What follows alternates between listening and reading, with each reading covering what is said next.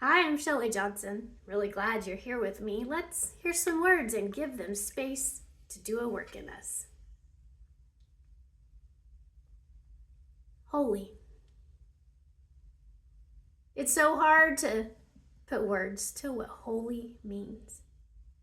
And yet we are discovering that our God is completely holy, and it helps us to understand that about him so that we live from that place of understanding.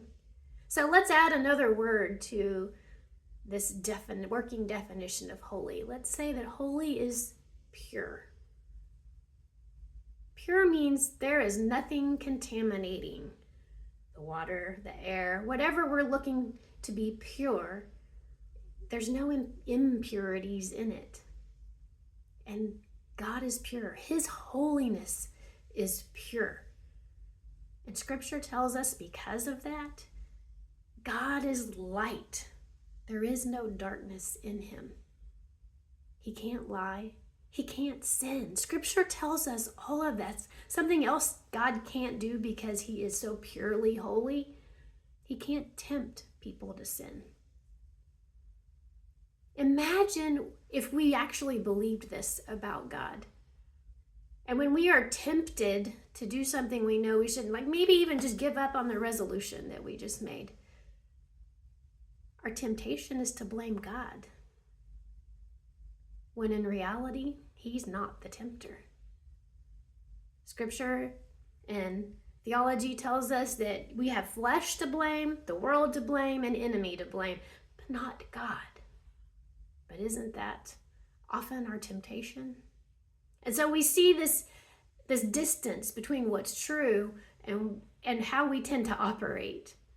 So let's help ourselves by understanding that holy is pure. And I love when I think about God, and every time he shows up in Scripture, that it's bright, it's light, it's giving us this image of purity. When he meets Moses for the first time on the mountain, it's in a burning bush. It's on fire, but it isn't consumed. And he's quick to say, "This is holy ground, Moses." It's that image of pure holiness. God led the Israelites through with a pillar of fire. He would descend onto the tabernacle or the temple in a cloud that was pure. When Jesus went up on a mountain and was transfigured, it was God descending in a cloud of purity. And Jesus glowed, just like Moses glowed when he came down off the mountain after being in the presence of God. There is something so bright and light, shiny to this pure, holy. And that helps us, doesn't it? We start getting these images of what holy is and therefore who God is.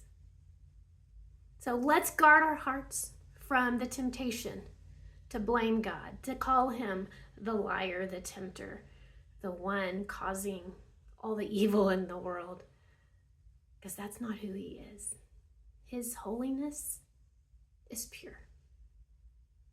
Let me know how I can be praying for you, and we'll talk some more about holy right here next week.